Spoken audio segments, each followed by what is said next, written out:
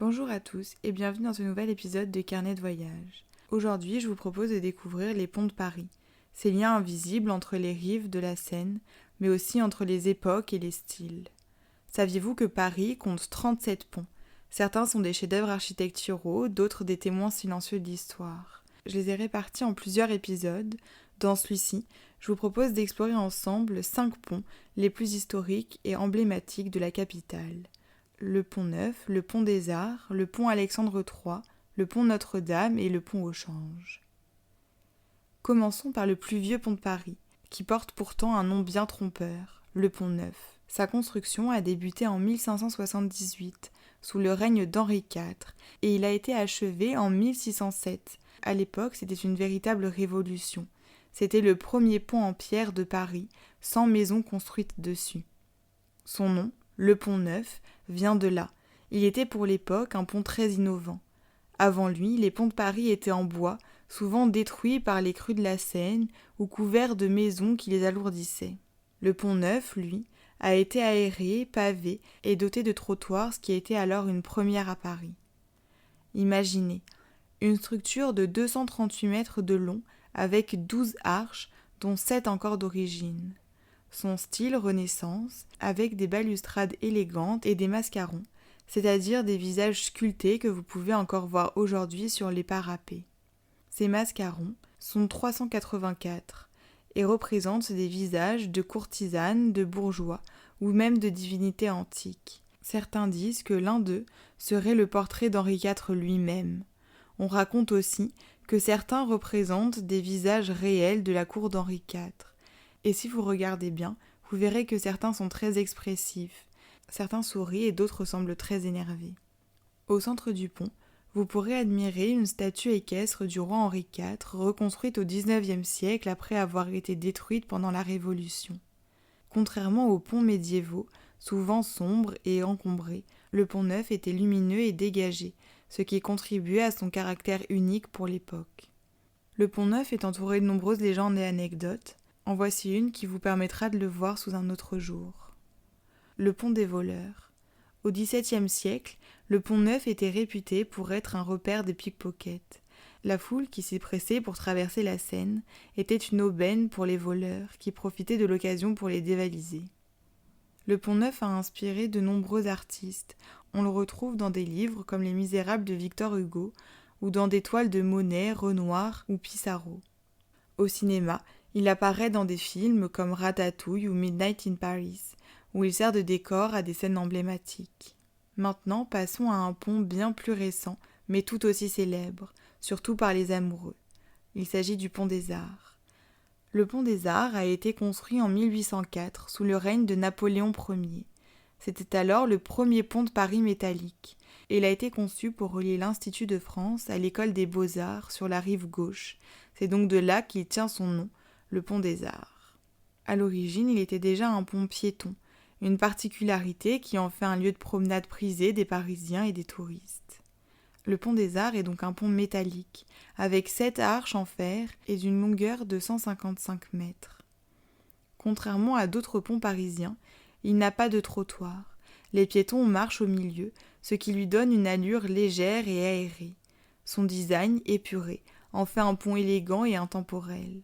Le pont des Arts est surtout connu pour une tradition romantique, qui a bien failli lui coûter cher. Depuis les années 2000, les couples du monde entier viennent accrocher un cadenas sur les grilles du pont pour sceller leur amour. Ensuite, ils jettent la clé dans la Seine, symbole de leur engagement éternel. Mais en 2014, les cadenas sont devenus un vrai problème. Leur poids total était estimé à plus de 700 tonnes. Les grilles du pont commençaient à se déformer et il y avait même un risque d'effondrement. La mairie de Paris a donc décidé de les retirer. Mais bien sûr, certains couples continuent d'en accrocher en cachette. Alors si vous en voyez, ne soyez pas surpris. Cette tradition vient du film d'Amélie Poulain, sorti en 2001. Le pont des Arts est aussi un lieu de création artistique. Beaucoup de peintres et de photographes viennent y travailler, inspirés par la vue sur l'île de la Cité et la lumière changeante de la Seine. Depuis 2019, des boîtes à livres ont été installées sur le pont. Vous pouvez y déposer un livre ou en emprunter un gratuitement. Une belle initiative pour partager la passion de la lecture. Aujourd'hui, le pont des Arts reste l'un des ponts les plus romantiques de Paris. Passons maintenant à un pont, qui est sans doute l'un des plus élégants et des plus ornés de Paris, le pont Alexandre III.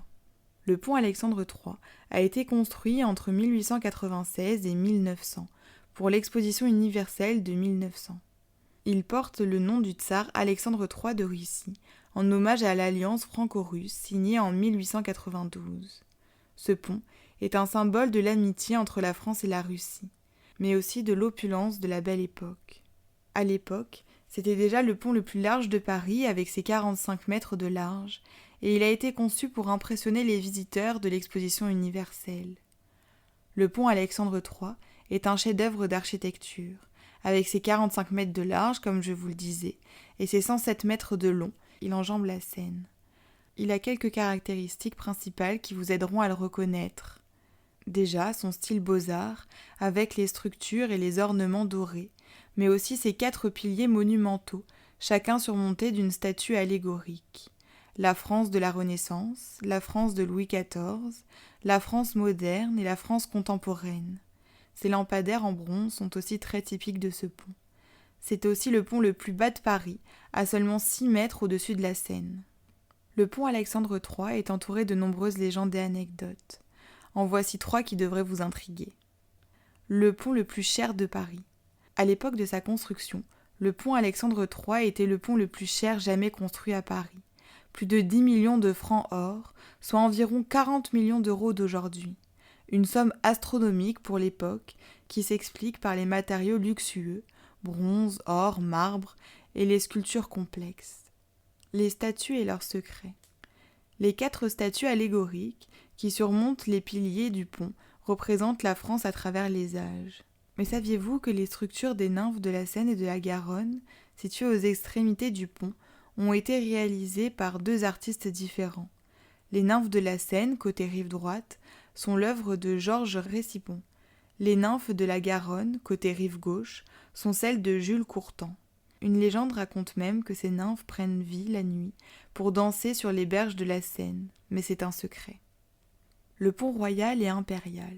Bien que nommé en l'honneur du tsar Alexandre III, le pont a aussi un lien avec Napoléon Bonaparte. En effet, les aigles impériaux qui ornent les piliers du pont sont un hommage à l'Empire français, une façon de réconcilier 2 époques en un seul monument. Continuons avec un pont qui est au cœur de l'histoire médiévale de Paris, le pont Notre-Dame. Le pont Notre-Dame est l'un des ponts les plus anciens de Paris, avec une histoire qui remonte au Moyen-Âge. Le premier pont à cet emplacement date du Xe siècle, mais il a été reconstruit à plusieurs reprises au fil des siècles, notamment après les incendies ou des crues. Le pont actuel a été construit entre 1853 et 1856 sous Napoléon III pour relier la rive droite à l'île de la Cité, là où se trouve la célèbre cathédrale Notre-Dame, d'où son nom. Le pont Notre-Dame est un pont en pierre avec 5 arches et une longueur de 105 mètres. Son style est néoclassique, sobre et élégant. Le pont Notre-Dame a aussi ses légendes et ses anecdotes. En voici donc 3 pour vous permettre d'en apprendre un peu plus. Le pont des libraires. Au XVIe siècle, le pont Notre-Dame était célèbre pour ses librairies et ses imprimeurs, qui y avaient installé leurs boutiques. C'était le quartier des livres de Paris, bien avant l'invention de l'imprimerie moderne. Le pont des miracles. Une légende raconte que pendant la peste de 1665, les Parisiens venaient sur ce pont pour prier devant une statue de la Vierge Marie, espérant être protégés de la maladie. On disait que ceux qui passaient sous le pont et faisaient un vœu voyaient leurs souhaits exaucés. Un pont très fréquenté. Au XIXe siècle, le pont Notre-Dame était l'un des ponts les plus animés de Paris. On y trouvait des marchands ambulants, des musiciens de rue et même des saltimbanques qui distrayaient les passants. Aujourd'hui, le pont Notre-Dame est un passage incontournable pour les touristes qui visitent la cathédrale. Terminons cet épisode avec un pont qui a joué un rôle économique majeur dans l'histoire de Paris, le pont au change. Le pont au change doit son nom à une activité qui s'y déroulait au Moyen-Âge, le change de la monnaie. À l'époque, les changeurs, qui étaient en réalité des banquiers, y avaient installé leur étal pour échanger les devises ou pour prêter de l'argent.